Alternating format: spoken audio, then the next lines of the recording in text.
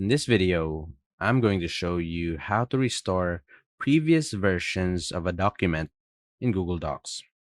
So let's open up a document that has a bunch of history. So for example, I'll be choosing this document right here. So if you have your document ready, all you need to do to restore the previous version is go over to the top right here, where you will see the clock icon.